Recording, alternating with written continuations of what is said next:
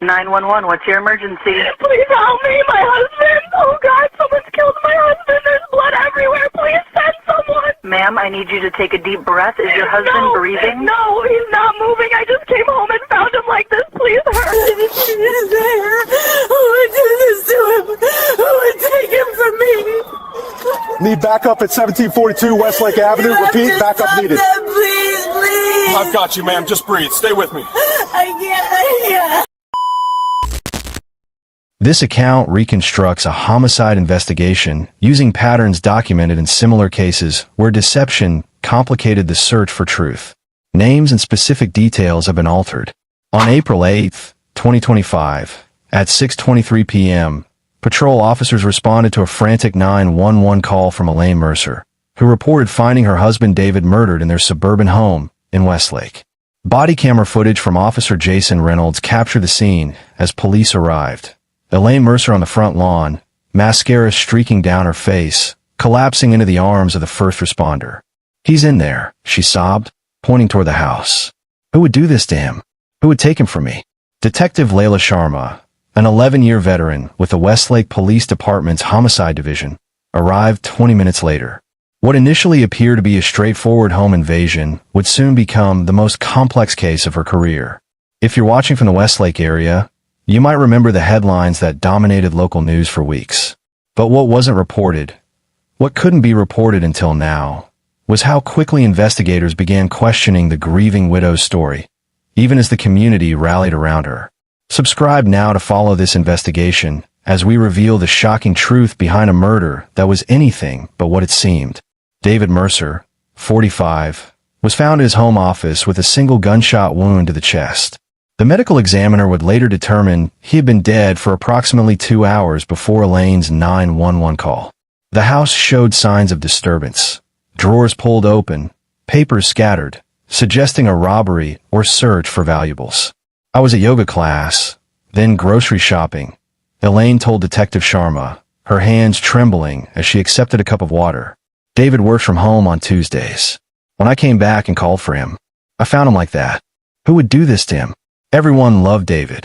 Initial interviews with neighbors seemed to support Elaine's devastation. Margaret Wilson, who lived next door, told officers, "I heard the most horrible screams. I'll never forget that sound, pure anguish. I ran outside and saw Elaine on her knees in the driveway. She loved that man more than anything." David and Elaine Mercer had moved to Westlake 3 years earlier. He worked as a software developer for a cybersecurity firm, while she ran a successful interior design business. They were active in community events, donated to local charities, and by all accounts, were the perfect couple. At first glance, everything aligned with Mrs. Mercer's account, Detective Sharma noted in her initial report. The scene suggested a home invasion, possibly interrupted when the victim unexpectedly confronted the intruder. But as crime scene technicians processed the Mercer residence, Detective Sharma noticed something unusual. While the house appeared ransacked, nothing of obvious value was missing. Expensive electronics remained untouched. Elaine's jewelry box in the bedroom was undisturbed. The only things that seemed to be missing were papers from David's desk. It wasn't a robbery, Sharma would later testify. It was staged to look like one. This was someone searching for specific documents. As investigators began processing the scene, they discovered David's laptop was still running. The screen showed an email draft, never sent, addressed to a lawyer. The subject line read, "Urgent, identity fraud evidence." The body of the email contained just one line. "I've discovered my wife is not who she claims to be." While Elaine sat with a victim advocate in the living room, Detective Sharma quietly instructed her team to expand their investigation. "Process everything," she whispered to her partner. "Something isn't right here." The first crack in Elaine's story came when officers reviewed security footage from their neighbor's doorbell camera. It showed Elaine arriving home, not at 6:15 p.m. as she claimed, but at 4:37 p.m., approximately 30 minutes after the estimated time of David's death. More concerning was what the footage didn't show: any sign of another person entering or leaving the Mercer home that afternoon. When detectives contacted the yoga studio where Elaine claimed to have been, the instructor confirmed she had attended class, but it had ended at 3:45 p.m., not 5:30 p.m. as Elaine had stated. The grocery store receipts she provided were genuine, but time-stamped at 4:12 p.m., not 5:45 p.m. By midnight, less than 6 hours after Elaine's tearful 911 call, detectives had obtained a search warrant for her phone records, computer, and personal effects. What they discovered would transform their understanding of not just the murder, but of who Elaine Mercer really was, or rather, who she wasn't. The dashboard camera from a patrol car captured Elaine's reaction when Detective Sharma returned to question her timeline discrepancies. For just a moment, her grief-stricken expression hardened, her eyes calculating, before she quickly recovered. "I must be confused about the times," Elaine insisted, wiping fresh tears. "Everything's a blur. I found my husband murdered. Can't this wait?" But detectives were already uncovering evidence that suggested Elaine's deception went far beyond confused timelines. As they continued processing David's home office, forensic technicians discovered a hidden compartment in his desk containing a manila envelope. Inside were printouts of newspaper articles from Bellingham, Washington, dated 7 years earlier. The articles detailed the disappearance of a 28-year-old woman named Catherine Winters, who had vanished while hiking in the Cascade Mountains. The case had gone cold after months of searching yielded no results. Attached to the articles was a driver's license photo of Catherine Winters, who bore a striking resemblance to Elaine Mercer. Also in the envelope, documentation showing that Elaine Mercer's social security number had only been activated 3 years ago, just before she and David moved to Westlake. There were printouts of property records for a cabin in rural Idaho, purchased 6 years earlier by Catherine Winters, and sold 2 years later by someone claiming to be her sister, using forged documentation. Most damning was a handwritten note in David's distinctive script, confronting Itamaro. "Need answers before going to authorities. What happened to David Mercer? Was his murder truly the work of an unknown intruder, or was it the desperate act of a woman whose carefully constructed life was about to collapse? And who was the real Elaine Mercer?" If you've ever wondered how someone could hide in plain sight, subscribe now and hit the notification bell. In our next segment, we'll reveal what investigators discovered when they began unraveling the true identity of the woman who called herself Elaine Mercer, and the dark secret she was willing to kill to protect. What do you think David discovered about his wife that cost him his life? Share your theories in the comments below. As dawn broke over Westlake on April 9th, 2025, Detective Sharma assembled her team for a briefing that would fundamentally alter the direction of their investigation. "We're no longer looking at a home invasion," she told them, pinning photos to the incident board. "We're investigating the possibility that Elaine Mercer murdered her husband to prevent him from exposing her true identity. The first 24 hours of any homicide investigation are crucial, and by morning, detectives had uncovered enough inconsistencies to justify bringing Elaine in for formal questioning. She arrived at the station still dressed in morning black, clutching a handkerchief, the very picture of a grieving widow. "I don't understand why I'm here," she said, her voice trembling. "I should be planning my husband's funeral, not answering more questions." According to Detective Ryan Park's interview notes, subject maintains consistent emotional display but becomes evasive when pressed on specific timeline discrepancies. Shows signs of rehearsed responses rather than genuine recall. The interview took a dramatic turn when Detective Sharma placed the newspaper articles about Catherine Winters on the table between them. "Would you like to explain why your husband had these?" she asked. According to the interview transcript, Elaine stared at the articles for 47 seconds without speaking, an eternity in an interrogation room. When she finally responded, her voice had changed subtly, losing its emotional tremor. "I don't know what these are," she said. "David never showed these to me." "That's interesting," Detective Sharma replied, "because we found your fingerprints on them. And on the note, David wrote about confronting you." This revelation was a calculated bluff. The fingerprint analysis wasn't complete yet, but it achieved its purpose. Elaine's demeanor transformed before their eyes, captured perfectly by the interview room camera. Her posture straightened, her eyes hardened. The hand that had been trembling now lay perfectly still on the table. "I want a lawyer," she said. While Elaine consulted with her attorney, "Take a look at that for me."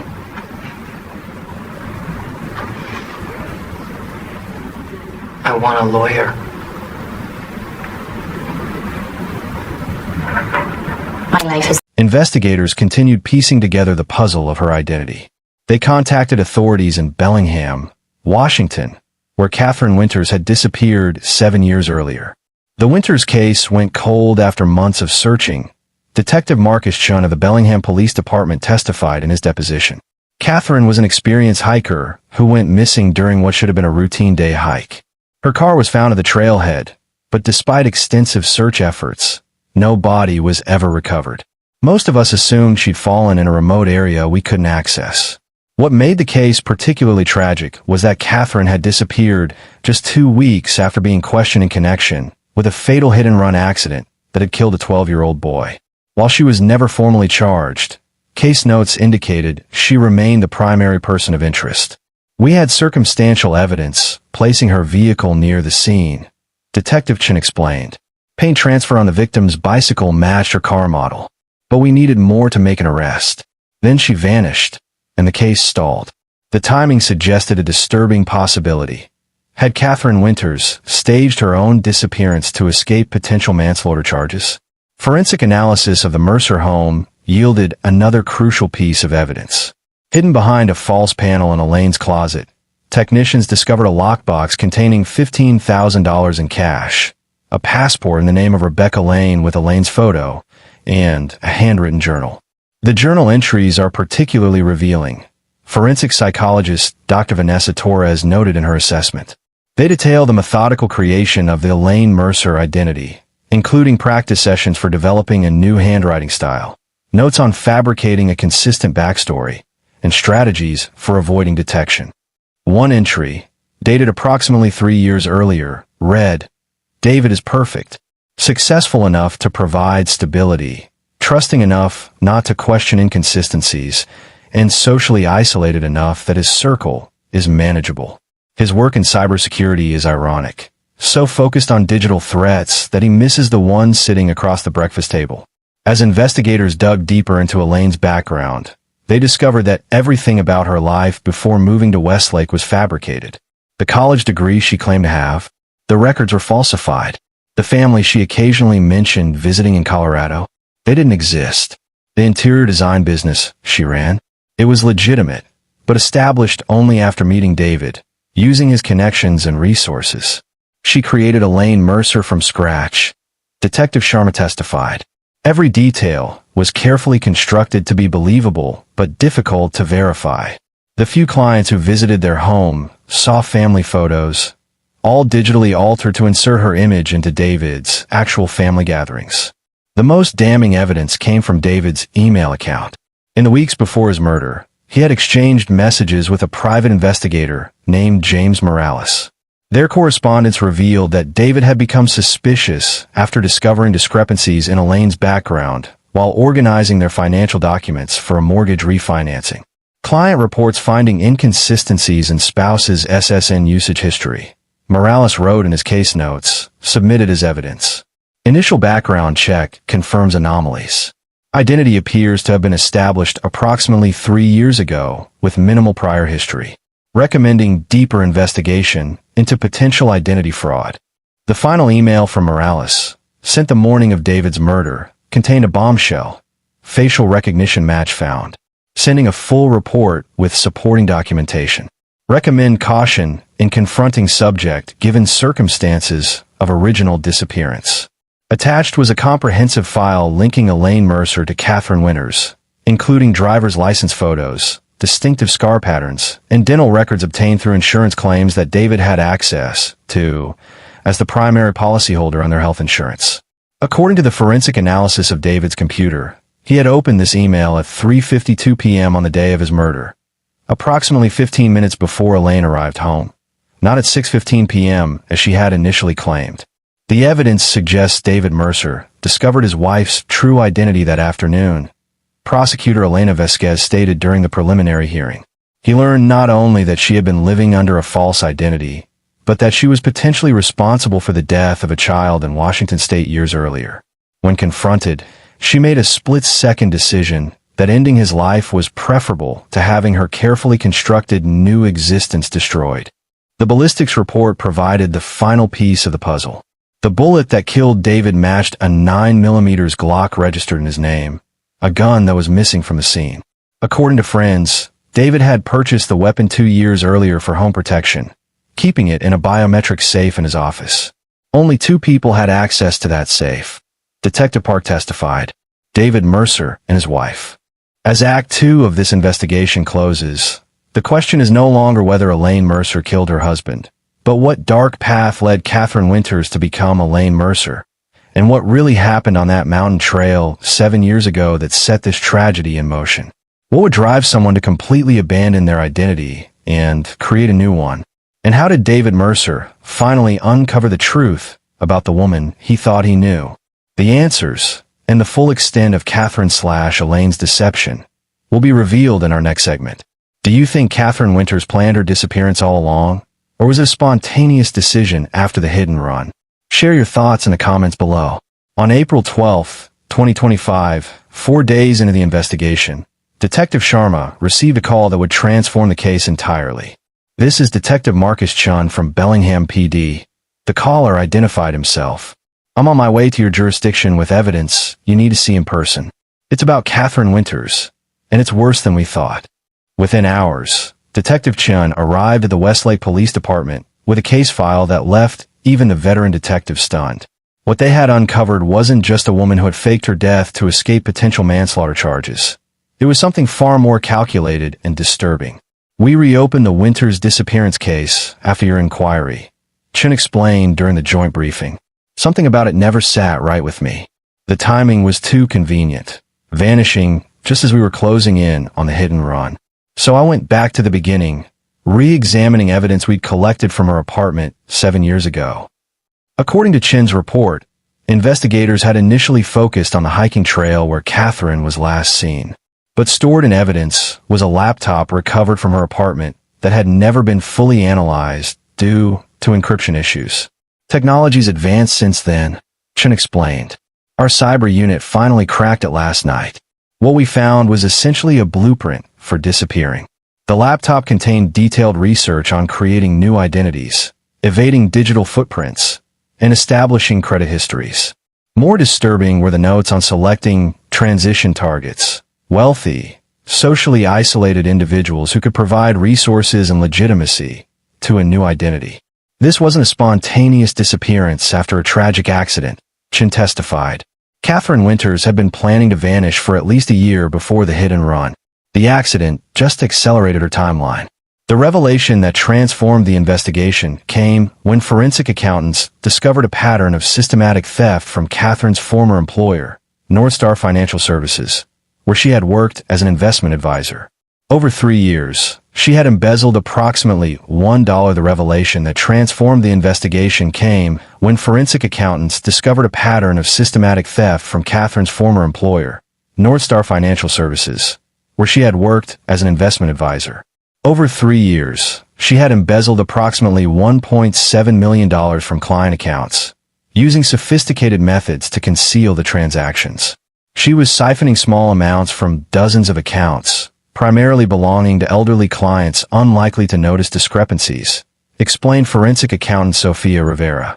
The firm was just weeks away from their annual audit when Catherine disappeared. She didn't flee because of the hit and run. She fled because her financial crimes were about to be exposed. This discovery fundamentally altered investigators' understanding of the case. Catherine Winters hadn't just assumed a new identity to escape potential manslaughter charges. She had meticulously planned her disappearance to avoid prosecution for a years-long financial fraud scheme. The hit and run was never the primary motive for her disappearance, Detective Chun concluded.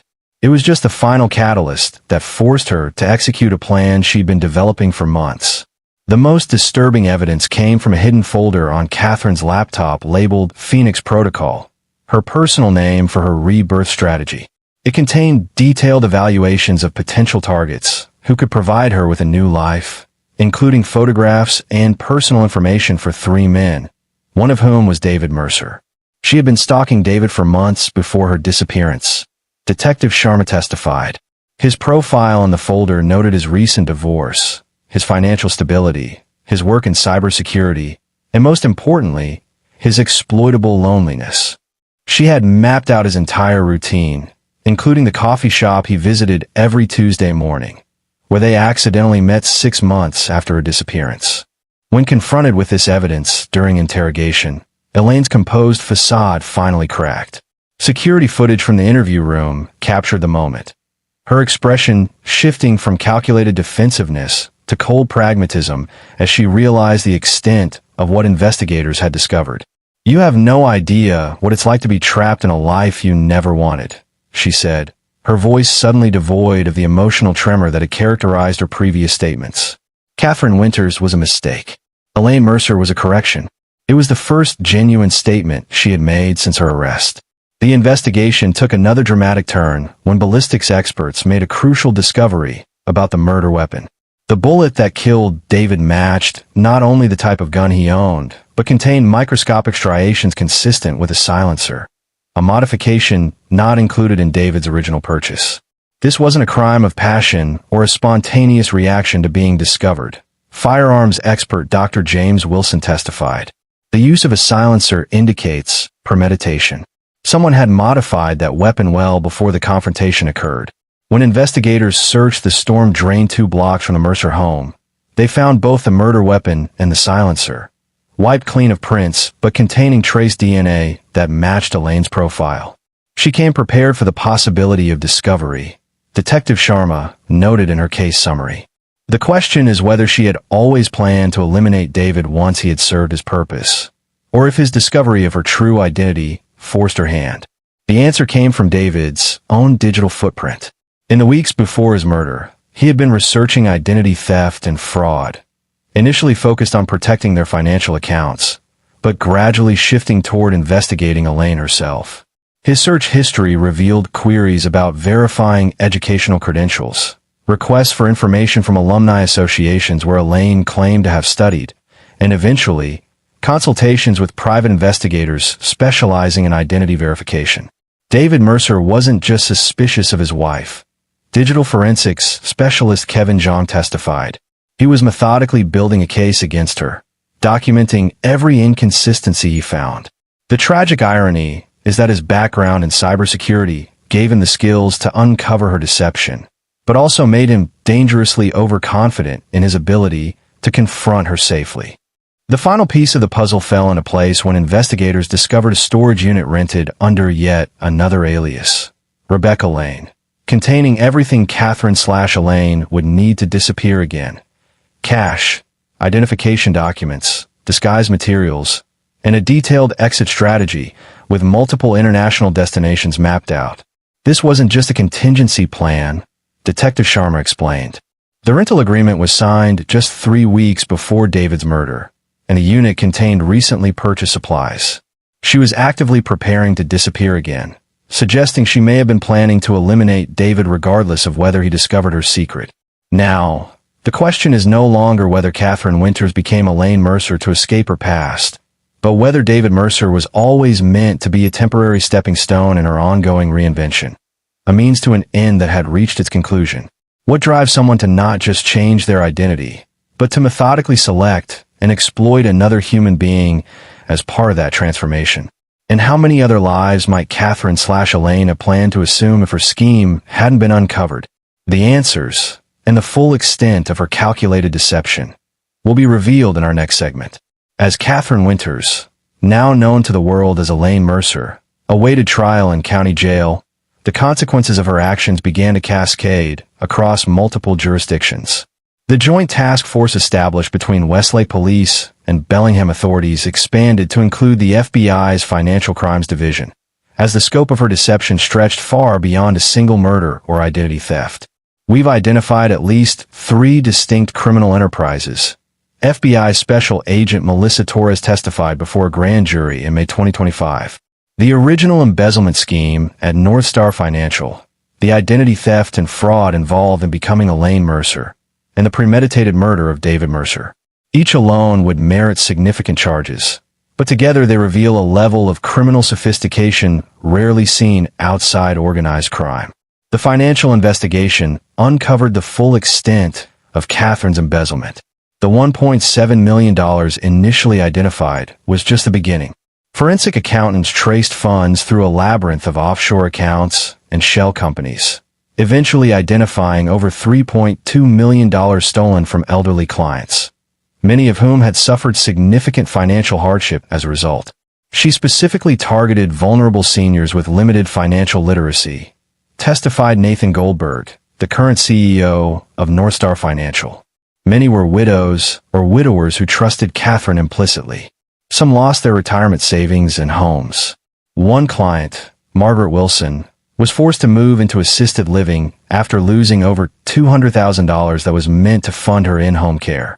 The human toll of Catherine's crimes became increasingly clear as victims from each phase of her criminal evolution came forward. Family members of the hit-and-run victim, 12-year-old Jason Patel, had spent years without closure, believing the driver who killed their son had met her own tragic end on a hiking trail. We actually felt sorry for her when she disappeared, Jason's mother, Priya Patel, stated in her victim impact statement. We thought 2 lives had been lost because of a terrible accident.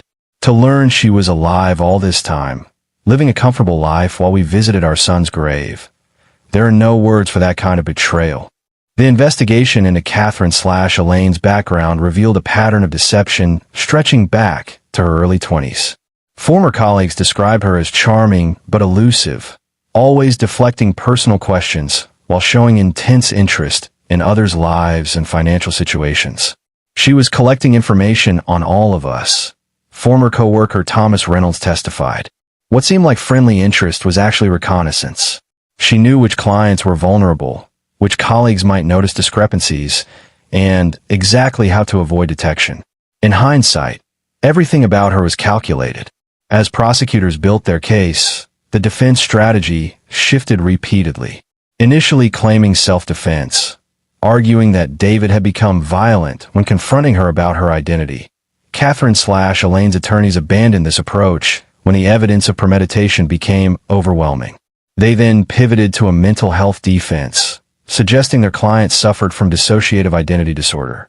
The defendant does not have multiple personalities, psychiatric expert Dr. Amelia Harrington testified for the prosecution. She has one highly adaptive, calculating personality that creates and discards identities as tools.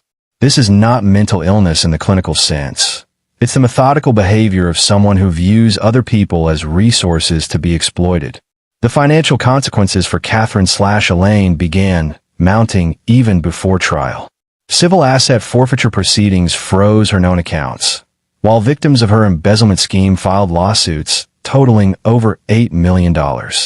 The IRS launched its own investigation into tax evasion, potentially adding decades to any sentence she might receive. We've identified approximately 70% of the embezzled funds, FBI Financial Crimes Specialist Agent Robertson stated in his affidavit. The remaining 30%, approximately $960,000, remains unaccounted for, likely hidden in cryptocurrency or physical assets we haven't yet discovered.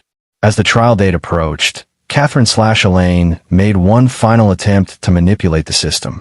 Through an elaborate scheme involving coded messages hidden in seemingly innocuous legal documents, she attempted to contact associates from her financial crimes days, offering substantial payment for creating a distraction during a scheduled courthouse transfer. The plot was discovered when a court clerk noticed unusual formatting in documents submitted by her defense team. Formatting that, when decoded, contained instructions for a courthouse disruption that would create an opportunity for escape. This attempt demonstrates both consciousness of guilt and ongoing danger to the public. Judge Eleanor Simmons ruled, ordering enhanced security measures and complete communication restrictions for the remainder of the pretrial period. The consequences continued to expand beyond the criminal case. Identity verification protocols at financial institutions nationwide were strengthened in direct response to the case. The Mercer Protocol was established as a new framework for detecting identity assumption, particularly in cases involving financial professionals who might have the knowledge to create convincing false personas. Perhaps the most profound impact came in the form of legislative change. Dubbed David's Law, a bill was introduced in the state legislature requiring enhanced background verification for individuals working in financial services, particularly those with access to client accounts, a direct response to how easily Catherine had exploited her position at Northstar Financial. My brother's death exposed a predator who had operated undetected for years. David's sister Jennifer Mercer testified before the legislative committee. If these safeguards had existed sooner, not only might David still be alive, but dozens of elderly victims might have been spared financial ruin. As Catherine/Elaine's case proceeded toward trial, the full human cost of her crimes became increasingly clear. Beyond the murdered husband and embezzlement victims were communities shaken by the realization that such calculated deception had lived among them undetected. The defendant didn't just steal money or take a life. Prosecutor Elena Vasquez stated in her opening argument when the trial finally began in July 2025. She stole trust itself. Each victim believed they knew her, as a financial advisor, as a wife, as a friend, only to discover they had invited a predator into their lives, their homes, and their financial futures. The prosecution's case strengthened dramatically when investigators located a safety deposit box in Catherine's name at a bank in Idaho, containing what appeared to be a journal documenting her transformation from Catherine to Elaine. According to court documents, the journal included a section titled Lessons Learned, with detailed notes on how to improve her methods in future identity transitions. I underestimated the digital footprint problem. One entry read, "Next time, select someone with less technical expertise." David's cybersecurity background made him both useful for establishing my new digital presence and dangerous as he became suspicious. The ideal target should have resources but limited technical knowledge. This evidence shattered any remaining doubt about premeditation or future intent. More disturbing still was an entry dated just 1 month before David's murder, which read, "Exit strategy timeline needs acceleration." David's questions becoming more specific. Begin preparations for transition to Rebecca Lane identity. Target identified in San Diego, widower, real estate holdings, minimal family connections. She was already planning her next victim while still married to David. Detective Sharma testified. Based on the details in her notes, we've identified this potential target as Richard Collins, a recently widowed real estate developer who matches the profile described in her journal. When Mr. Collins was contacted by investigators, he confirmed having met Rebecca Lane at a charity fundraiser 2 months before David's murder. "She was charming, seemed genuinely interested in my work," he stated in his witness testimony. "We exchanged contact information. She reached out twice afterward about potential investment opportunities." Looking at the timeline now, I realize I would have been her next target after she disposed of her husband. The most damning evidence came from Catherine/Elaine herself. In a recorded jail phone call to a former colleague who had not yet been identified by investigators, she made a critical mistake. Believing the call to be unmonitored, she spoke more freely than she had since her arrest. "They don't have everything," she said. "The Idaho accounts are still secure.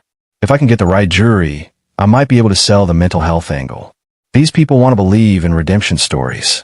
This statement, which prosecutors argued constituted an implicit admission of guilt and ongoing deception, was ruled admissible after her attorneys failed to have it excluded as privileged communication.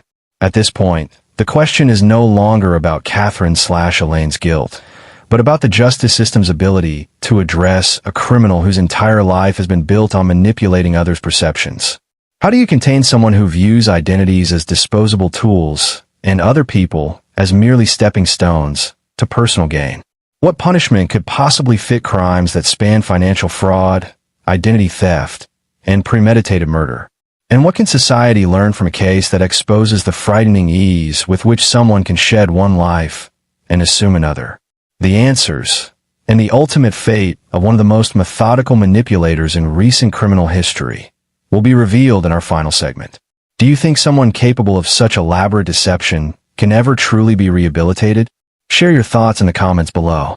The trial of Catherine Winters, known to her victims as Elaine Mercer, began on July 14, 2025, in a courtroom filled to capacity. Security measures were unprecedented, not just to prevent escape attempts, but to manage the intense public interest in a case that had captured national attention. This is not merely a murder trial, prosecutor Elena Vasquez stated in her opening argument. This is the unmasking of a predator who moved through the world wearing the faces of people you might trust. Your financial advisor, your neighbor, your spouse, while systematically destroying lives for personal gain. For 6 weeks, the prosecution presented a case that legal observers described as airtight. Digital forensics experts traced Catherine's elaborate identity transitions. Financial analysts mapped the movement of stolen funds. Psychological experts explained the calculated nature of her manipulations. And at the center of it all was David Mercer, a man whose only crime was discovering the truth about the woman he had married. The turning point came during week 2, when the prosecution played the complete 911 call Catherine had made after murdering David. Audio analysts had enhanced the recording, revealing something the initial responders had missed. Before making the call, Catherine could be heard practicing her distressed voice, repeating phrases like, "Oh my God, he's dead," with different emotional inflections, searching for the most convincing performance. "What you're hearing is not grief," Dr. Harrington testified. "It's rehearsal." She was crafting the perfect traumatized widow persona before even dialing 911. This level of performance preparation moments after killing her husband demonstrates both her complete lack of emotional connection to her victim and her extraordinary focus on self-preservation. The defense strategy collapsed entirely when Catherine, against her attorney's advice, insisted on testifying in her own defense. What followed was described by legal observers as a masterclass in manipulation that ultimately self-destructed. For the first hour, Catherine presented as a sympathetic figure, describing a troubled childhood and claiming she had fled her former life out of fear rather than calculation. When confronted with financial evidence during cross-examination, her demeanor shifted dramatically, becoming precise, technical, and analytical as she attempted to explain away complex money transfers. The jury could literally see her switching personas based on what each situation demanded. Prosecutor Vasquez later commented, "When questioned about emotional matters, she was vulnerable and sympathetic. When challenged on technical details, she became coldly efficient. It was like watching someone change masks." The facade crumbled completely when Prosecutor Vasquez presented Catherine with a journal from the Idaho Safety Deposit Box. After initially denying authorship, Catherine studied the prosecutor's face carefully, appeared to make a calculation, and then underwent a transformation that court transcripts described simply as demeanor change. "You think you've won," Catherine said, her voice suddenly devoid of its previous emotional qualities. "But you've only caught me because David was smarter than I anticipated. Do you really think you understand what I'm capable of?" The courtroom fell silent as she continued, now speaking with clinical detachment. "I gave David 3 good years. He got a beautiful home, an active social life, and a wife who made him feel important. Most people go their entire lives without experiencing what I gave him. Was it really such a bad exchange?" This statement, intended to justify her actions, instead provided the final evidence needed for conviction on all counts. After just 6 hours of deliberation, the jury returned with guilty verdicts on charges of first-degree murder, identity theft, embezzlement, fraud, and money laundering. At the sentencing hearing in November 2025, Judge Marilyn Hernandez addressed Catherine directly. "In my 25 years on the bench, I have encountered criminals motivated by greed, by rage, by desperation. But I have never before seen someone who has made predation into a lifestyle, approaching each relationship as if it were simply another transaction to be optimized."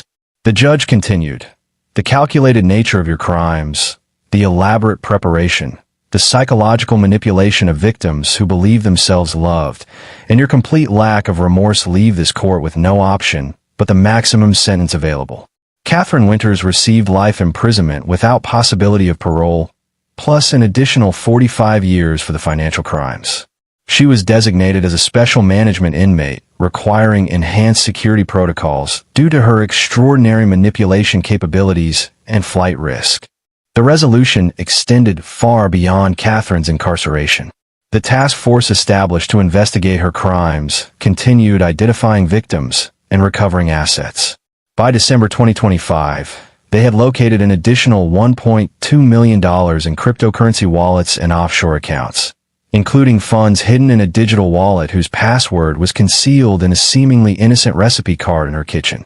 These recovered assets were directed to a victim compensation fund, providing some measure of financial justice to the elderly clients whose retirement savings she had stolen.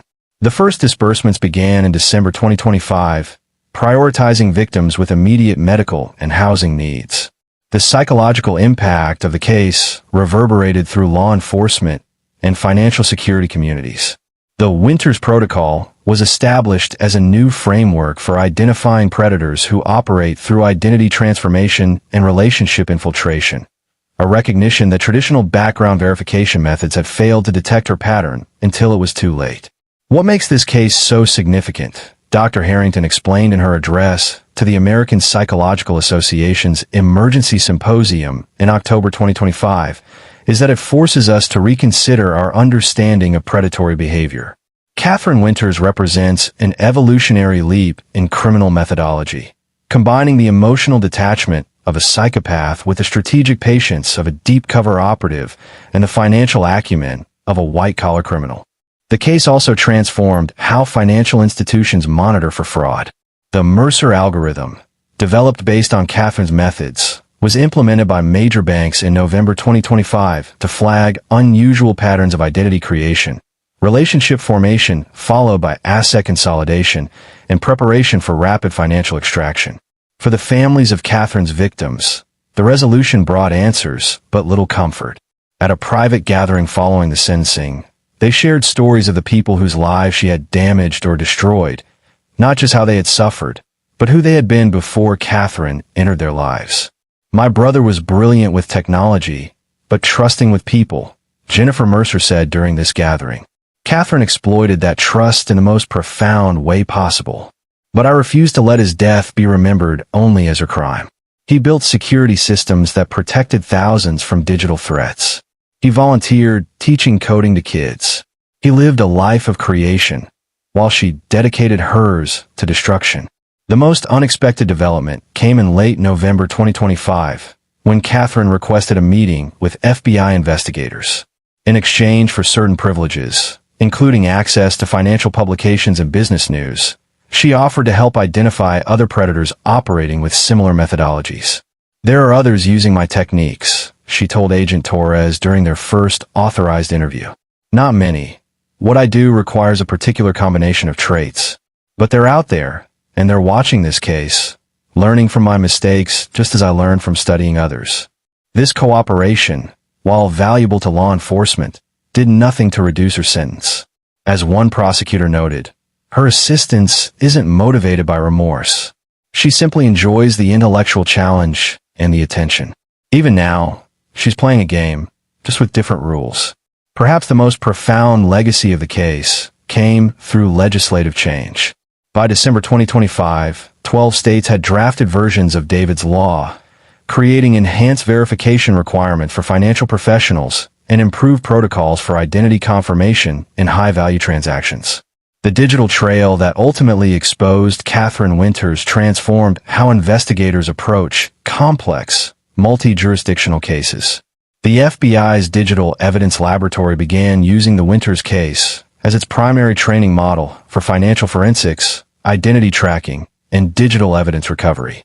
For Detective Layla Sharma, who first noticed the inconsistencies in Catherine's story on that April evening in 2025, the case represented both a career-defining investigation and a sobering reminder of how effectively evil could disguise itself.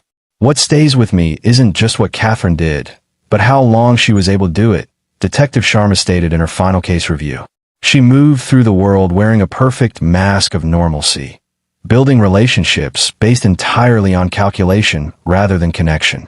It makes you wonder how many others might be out there, hiding behind faces we think we know. The final piece of the puzzle emerged in December 2025, when investigators discovered a storage unit in Seattle containing Catherine's earliest known writings, journals dating back to her college years. The entries revealed a young woman who had studied human behavior not out of interest in humanity, but as an engineer might study the vulnerabilities in a system they intend to exploit. "People are predictable," one entry read. "They mistake performance for authenticity. They want so desperately to believe in connection that they ignore inconsistencies. This is not a character flaw to be pitted. It's a vulnerability to be leveraged." Catherine Winters now resides in a maximum security federal facility, where she remains under constant surveillance with severely restricted communication privileges. According to prison officials, she has adapted to incarceration with the same calculated efficiency she brought to her crimes, already positioning herself within the complex social hierarchy of the prison system. Even in a controlled environment, she's dangerous, the facility's chief psychologist noted in a confidential assessment.